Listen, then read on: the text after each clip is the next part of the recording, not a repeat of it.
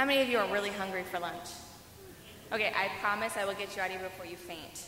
I can talk really fast. So one day, two atheists walk into a TD Bank.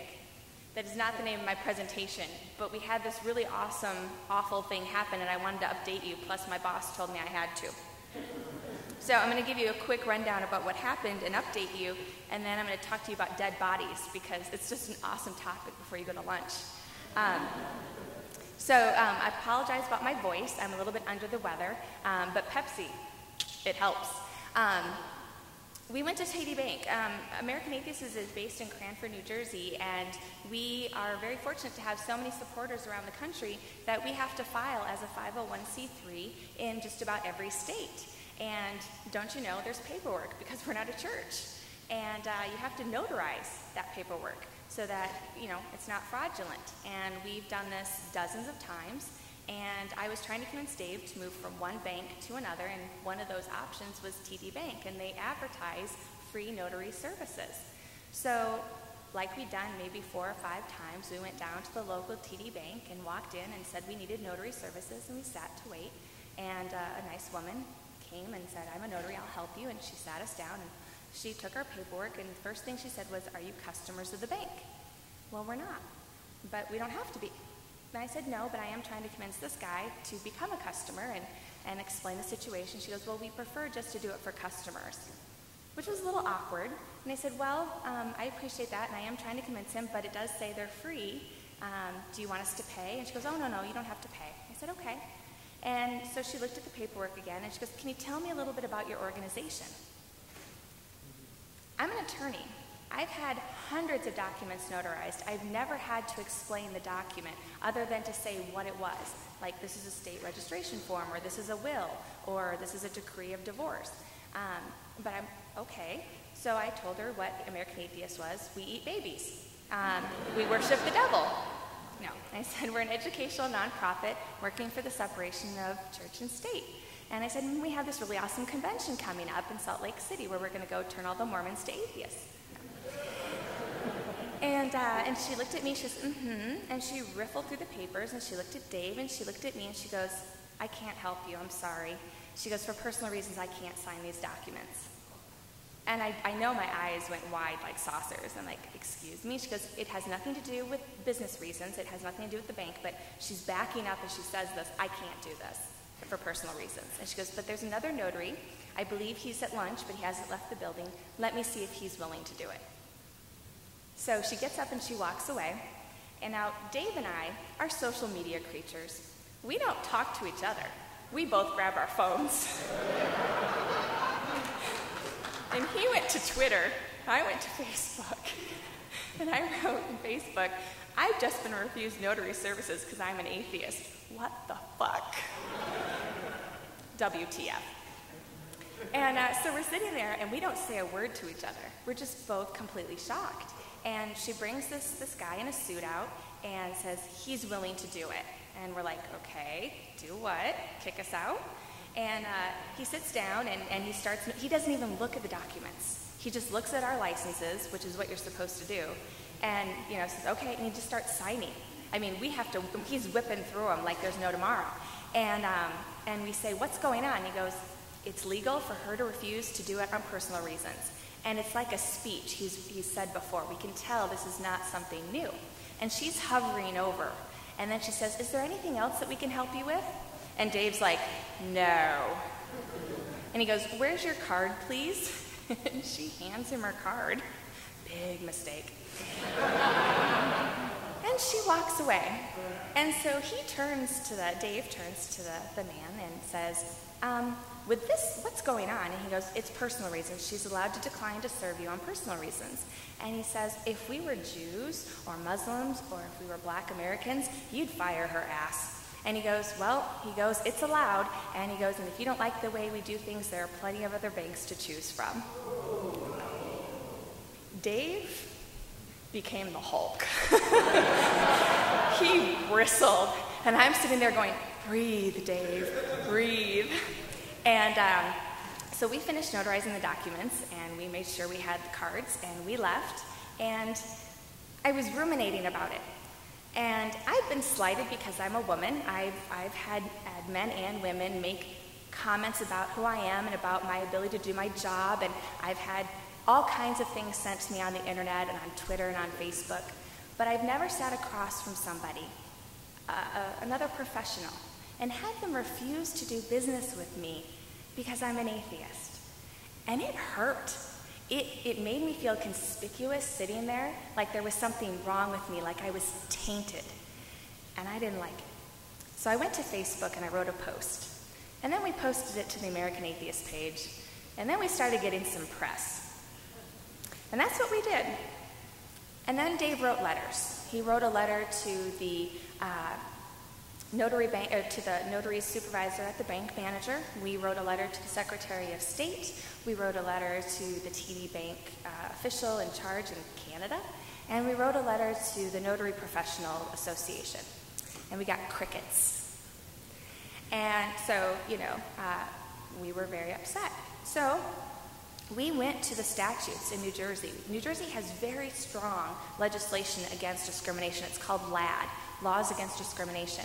And we figured, and we had lots of people helping us by now. Lisa Ridge, who's here, was like, LAD is against this. They can't do this. It's illegal. Go get them. And she was right. But the bank had accommodated us. The woman had gone and found someone else to do it.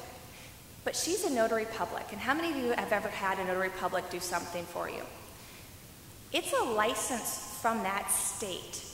They are representing the government, and all they're doing is authenticating that you are who you say you are through a state-issued ID or a government-issued ID. They're not endorsing your paperwork.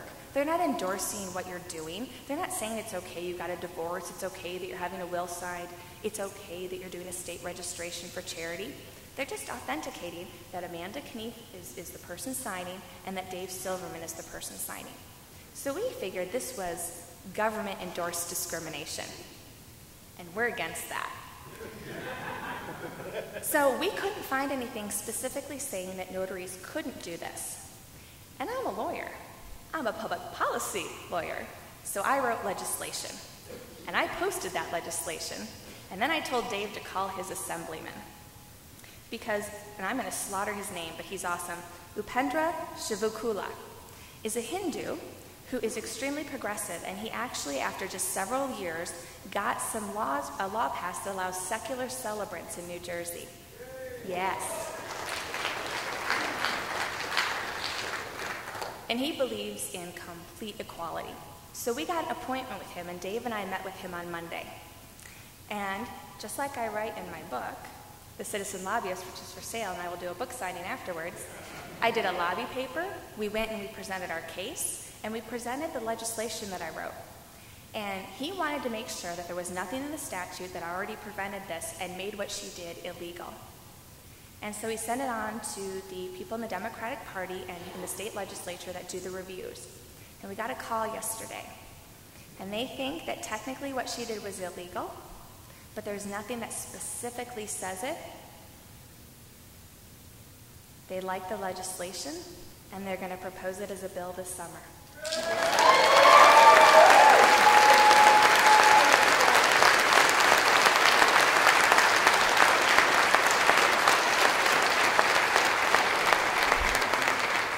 So anyone who thinks that you can't do it, you can, and I get goosebumps because this is the process working. And I think we could have taken it to any legislator in New Jersey and presented it, and they would have had a hard time turning it away. And what I did wasn't difficult. We found that the notaries have a professional association, and they have a code of conduct, and it says that they can't discriminate. And I just took that language, and I wrote it up. That's all I did. And I can teach anyone to do it. Call me. Not this weekend, but call. Actually, give me a week to recover, then call me. So we're very excited and very happy. It may seem like a small thing, but I don't ever want anyone. I don't care if you're Jewish, atheist, white, brown. I don't care if you want your kid's piggy bank notary. Like, I'm saving all my money to buy a scooter. If you want it notarized, they can't say no. That's their job. So, yes.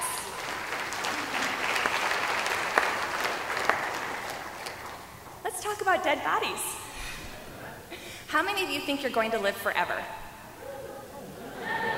What a bunch of pessimists. I'm going to live forever. I don't know about the rest of you, but okay. So we're all going to die. And this morning we remembered some people who are very important to us in the community. And I'm sure that many of you have people in your life who have passed, who we've lost. And all of you are going to die. I'm sorry to break it to you. And I'm an attorney. And when people die, I have seen problems come up. And if you didn't see Peg Sandine speak yesterday, she talked about death with dignity. And that's not what I'm talking about. I'm talking about what happens when you actually die. You leave a dead body behind. And something has to happen to that body. And it actually can be very confusing for your family and your friends to figure out what to do with that body if you don't tell them. And atheists tend to be the most compassionate, tend to be the most giving people I know with what to do with those bodies. They don't just want them to go into the ground. And it's okay if you do. They tend to want them to be useful. They want them to be there for the living. They want to donate organs and their eyes and their tissue. They want to donate their body to science. They want to, they want to give back. And sometimes they want cremation. And sometimes they do want a burial. They know that their family is very religious, and they want their body to be part of that religious ceremony because they know it'll be comfortable for them. But if you don't tell your family what you want, they'll do what they think is best. And that isn't always what you want. But you're dead, and unless you believe in the Long Island medium, they're not going to know. So you need to tell them. So how many of you have a will? Okay, if the person next to you didn't raise their hand, whap them upside the head. Okay, I wasn't serious. You cannot get me for assault. You should all have a will, but a will not help you in this case because wills are probated well after you die, and we do not want your body sitting around that long, okay? It could get a little ripe, unless you live in Antarctica, and we have a speaker who can talk to you about that later. So, a couple things on here. These are resources for you, and if you don't know about this, and these are new ideas for you, how many of you are from Utah? Cool. If you are interested in knowing more about organ donation, you can go to yesutah.gov. If you're just interested in more about organ donation, period, you can go to organdonor.gov if you don't live in Utah. And it turns out that Utah does have a body donation program. So if that is something that has piqued your interest, you can go to the University of Utah's website and look up their body donation program. And anywhere in the country, you can go to sciencecare.com, and they have information about body donation and what you can do and what you can tell your family to do if you die and you want your body donated 24 hours a day, 365 days a year. Okay, so about half the states, but only about half the states, say that if you write down what you want to happen to your body, that they have to honor it. So that means that if Matt writes down that he wants his body, Matt Dillonty, my friend, wants his body donated to science, that if Beth, his wife, doesn't want to donate his body to science because she wants to, let's say, cremate him and then throw it away, she can do that. She can overrule him. And we don't want that, right? We want to preserve Matt. So, you need to always write out what you want. It's always better to have it written because the courts want to know what you want. And then go to any place but a TD bank and get it notarized.